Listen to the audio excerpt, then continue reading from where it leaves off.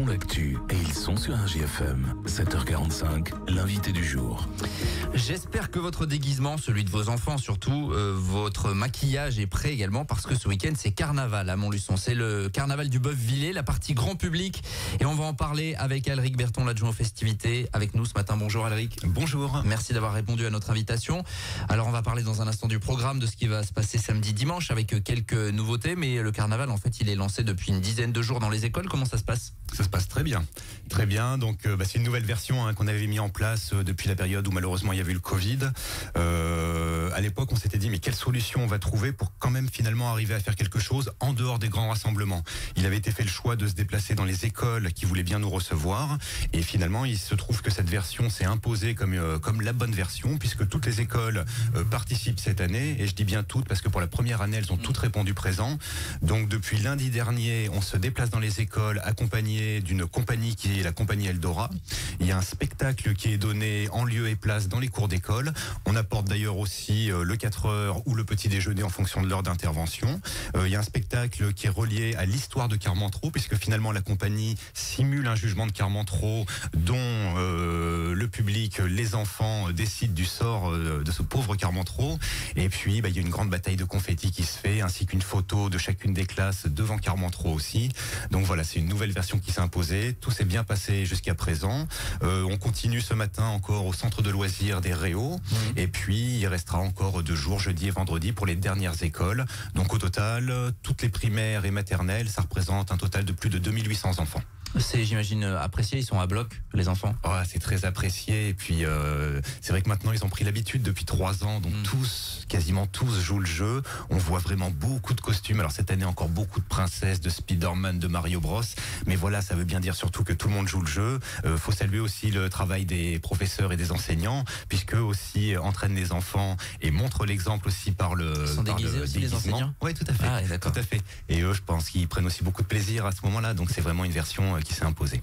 Le petit spectacle de la compagnie Eldora, donc c'est vraiment une commande. C'est vous qui leur avez dit ce serait pas mal de faire un truc sur Carmentreau finalement sur ce personnage-là. Oui, exactement. Et on l'avait dit suite au retour qu'on avait eu de plusieurs écoles l'année dernière, puisque comme chacune de nos festivités, on essaye sans cesse de se remettre en question pour essayer d'adapter la prestation et qu'on apporte la meilleure prestation possible. Plusieurs écoles l'année dernière nous avaient dit on aimerait bien que vous nous parliez un petit peu de l'histoire de Carmentreau, que les enfants comprennent quelle est la symbolique derrière ce personnage. Et donc on a répondu à cette demande et c'est effectivement ce qui se passe cette année. Avec toutes les écoles, donc vous l'avez dit, il y en avait toujours une ou deux qui jouaient pas forcément, qui n'étaient pas forcément intéressés pour faire venir dans leurs cours ces animations-là. Cette année, c'est carton plein, c'est 100%. Ouais, c'est carton plein, 100%, et ça fait vraiment plaisir parce que du coup, tous les enfants sont intégrés et par définition, il n'y a aucun enfant qui est exclu de cette manifestation. La tournée du carnaval dans les écoles va se poursuivre jusqu'à la fin de la semaine. Avant donc ces animations grand public, on y vient samedi et dimanche. Déjà un petit point, il faut qu'on évacue tout de suite la problématique des confettis parce que chaque année, c'est vrai que on a sur les réseaux sociaux des personnes qui nous demandent oui mais les confettis quand même dans le monde dans lequel on vit aujourd'hui où on nous parle de préserver la planète et c'est évidemment important, c'est quand même pas génial. Vous l'avez évoqué lors de la conférence de presse il y a quelques temps, il y a un cahier des charges sur les confettis en fait. Bien sûr, bien sûr.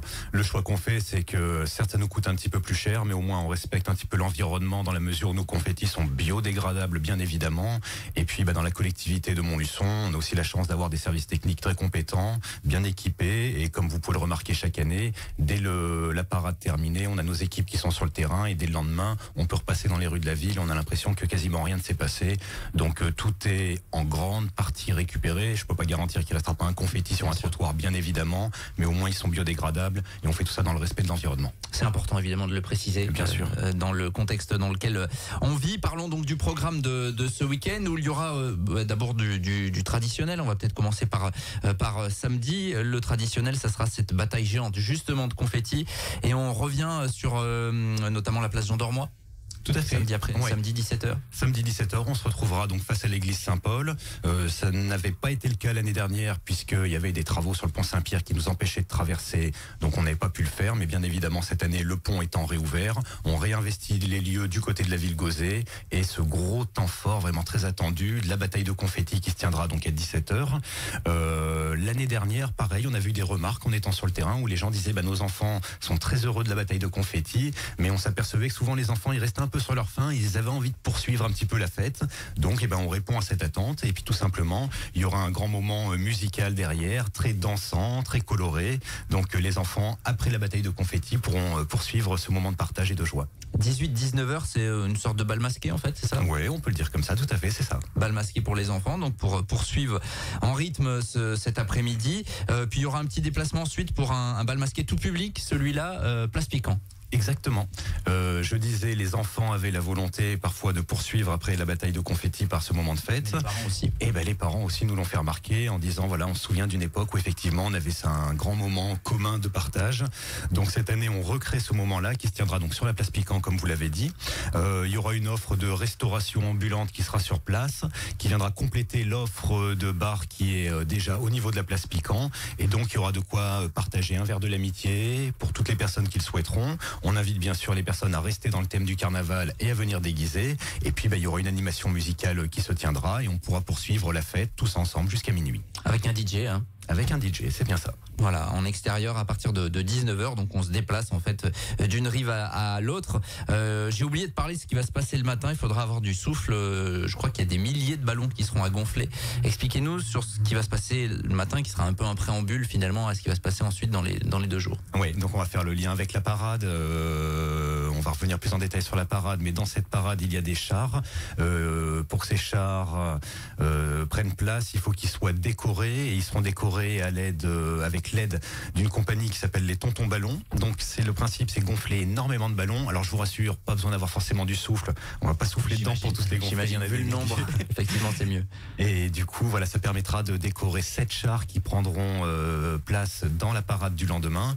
Et puis ça va commencer dès 9h30 le samedi matin dans les anciens locaux du CTM. Donc ça se trouve avenue du 8 mai 1945.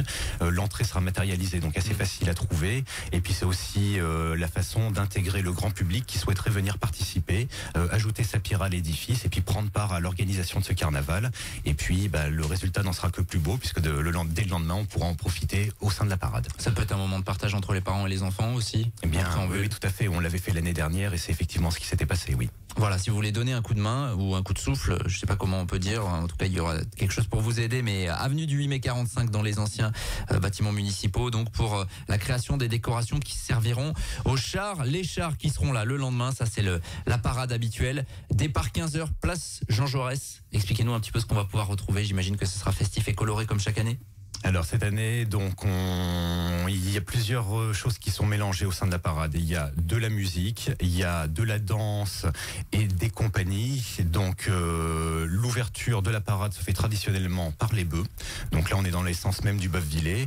Et après, donc comme je vous dis, c'est un mélange. Donc ça peut être les Batouqueros, il y aura la banda des Troubles Fêtes, la banda de Bessines. Il y a différentes compagnies comme notamment Kirvan ou Elixir qui seront là. Des choses assez colorées, assez aériennes. Tout ça dans la joie, la bonne humeur, la dérision. Et donc le départ a lieu à 15h, place Jean Jaurès. On va remonter le boulevard. Donc tout ça a un rythme assez tranquille pour pouvoir en profiter avec des petites pauses sur le chemin qui va nous mener jusqu'à devant chez vous ici au Faubourg Saint-Pierre, de façon à tous nous retrouver autour du Cher. Et là on pourra occuper le pont Saint-Pierre et les gradins qui se trouveront donc des 2 côtés des berges, puisque Carmentreau sera brûlé au milieu de l'eau.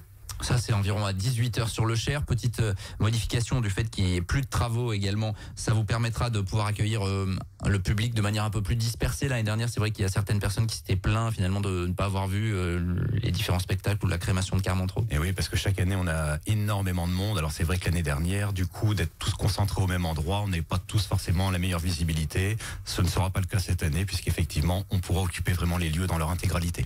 Voilà, il y aura donc du coup les chars également qui auront été décorés la veille avec l'aide de tout le monde qui seront présents. Et puis en préambule le matin, il faut signaler qu'il y a des animations aussi sur le marché de la ville Gauzet.